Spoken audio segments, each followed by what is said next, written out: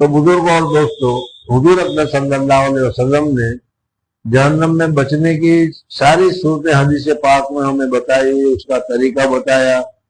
ایسے میدان حشر میں پریشانی کے عالم میں حفاظت کا راستہ بتایا۔ تو حضور صلی اللہ علیہ وسلم سے پوچھا کہ قیامت میں آپ سے سب سے زیادہ قربت، سب سے زیادہ نزدیکی، سب سے زیادہ کس کو قریب رہنا نصیب ہوگا؟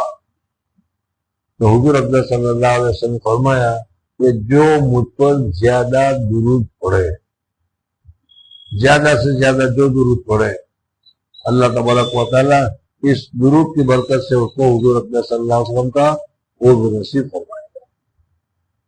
بزرگ اور دوستوں، زیادہ درود تو کوئی تعداد متعین نہیں ہے، بلکہ گزشتہ مرتبہ میں نے بتایا تھا کہ بہت سارے اللہ کے نیک بندے ایسے ہیں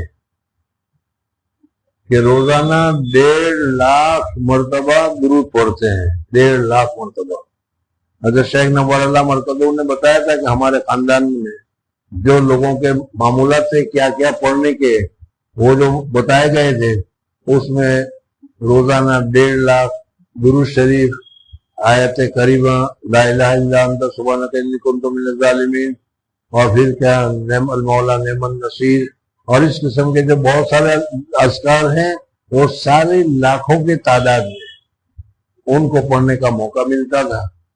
اور آج ہمیں 100 مرتبہ بھی درود شریف پڑھنے کا موقع نہیں ملتا۔ ہم کتنے مشغول ہیں یا کتنا بے پرواہ ہیں، یہ خود فیصلہ کرنے کی ضرورت ہے کہ ہم مشغول ہیں یا بے پرواہ ہیں۔ ان لوگوں کو فکر تھی کہ کیا ہوگا، اس لیے اس کی تیاری پہلے سے وہ کر رہے تھے۔